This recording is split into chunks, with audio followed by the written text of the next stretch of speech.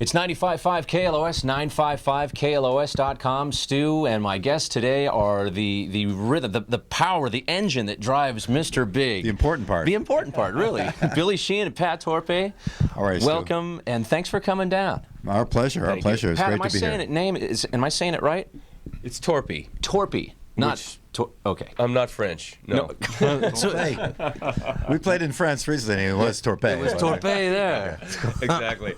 Well, you guys have. I got to tell you, this. You kicked off this tour in April, and the buzz around town was huge. Well, that's good to hear. I'm glad to hear. It's good to be back. I'll tell you. That's wonderful. Yeah, with the show in L.A. at House of Blues was, L.A. shows are always high pressure, because it's the center of the universe, the entertainment biz. Everybody's going to be there. Yeah. So we just, having a good show in L.A. is kind of hard to do sometimes because before the show, all kinds of stuff was going on. But we actually had a pretty good night that night, and so we're very pleased about that. Then right after that, we went off to Japan. Yeah. It's we love all our fans all over the world, but Japan has been they kind of glommed onto us really early, and we glommed onto them back. And they're really loyal and stuck with us, and it's the greatest audience in the world to play for. For my part, and I think a lot of fans at that time, I was unfamiliar with Pat Torpe. I mean, I was reading up like he'd play with all kinds of people, and Robert Plant was kind of the biggest name of that. How were you aware of him through? Well, we had a mutual friend named Brett Tuggle, who was a keyboard player for Eat 'Em and Smile tour. Sure, yeah. And he's a dear friend of mine, and he was always saying, I know this drummer, man. If you ever look at Pat Torpe, he's awesome. And I said, okay, great. I checked out Pat, saw him play, and Paul and I went to see Pat while he was playing with the Knack at Madame Wong's.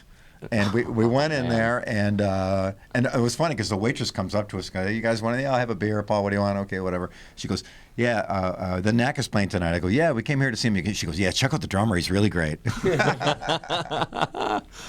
Thank God. And you get to play hard in that band too, My Sharona. Power pop. Yeah, right? it was a riot. I kind of took, it was like a. Were you too much for the Knack? No. To be honest with you, they said go wild. I mean, I kind of treated it like Keith Moon on steroids. I just went. It was cool. Nuts. It was a lot of fun. I love playing with those guys. They're great guys. Wow. And then what about the first time that you guys, the four of you, got into a room and just had that first jam? We started playing. That's a good thing about all of us. All of us know a zillion songs, and now a lot of times you get together with younger musicians or players. They don't know many songs.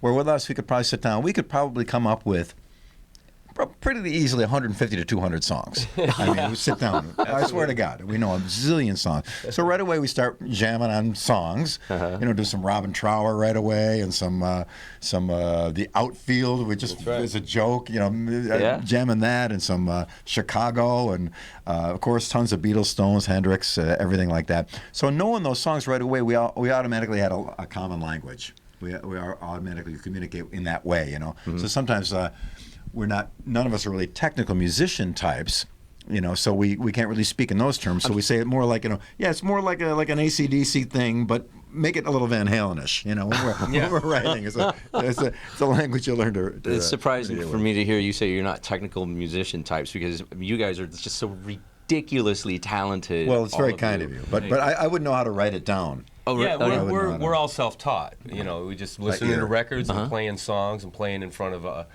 club gigs for years and years and years and years. Well, at least Billy and I know. Yeah, and forever. Paul's a little bit younger, but Paul, his vocabulary is unbelievable. How many songs he knows? Oh my God! First song I ever heard Paul play was "Midnight Rambler" by the Stones. Oh yeah, and it sounded perfect. I was thinking, my God, the tone! It sounded amazing. Being that you guys are such ridiculous musicians, and I say that. Stop. Let's move on. Lovingly. Ridiculous. What are you? that I get. Yes, ridiculous. Ridiculous.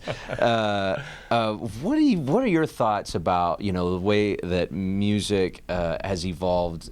Well, some people that can barely play their instruments are still pretty awesome. Yeah. And they have a character and a personality to themselves. It's I'm a huge Ramones fan. Fear, that LA punk band, I like bands like that. And real simplified music, to me, is great stuff too. So it doesn't always have to be some maniacal shred out. Matter of fact, I almost avoid that stuff like the plague now, because I would much rather listen to people and character and personality and emotion than just sheer fingerage. That really doesn't have any soul or emotion to it. Balance is the key. We always all from the beginning we wanted to be a band like Humble Pie or Bad Company or Free. That's why we called the band Mr. Big, because it was a free song.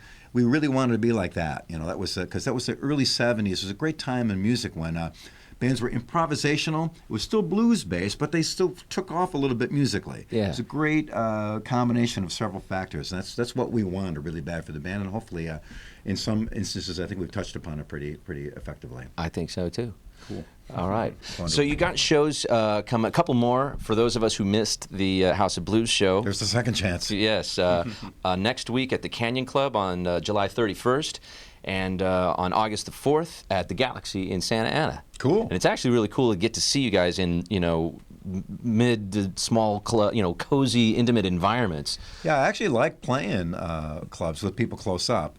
I've done shows, both Pat and I have done shows where they have the huge barricade and then the camera area and then the VIP, and the only people they're so far away you can't even recognize a person's face. So when people are right up, and hot and sweaty, and they're like right there. That's my favorite kind of gig. Always has been. And we can see and watch and maybe learn, or maybe just get inspired to just put the thing down. A little bit sweated up on too. Yeah, so be careful. Be careful. Well, hey, I don't know what else to add to that except come to the show. Pat's got something to.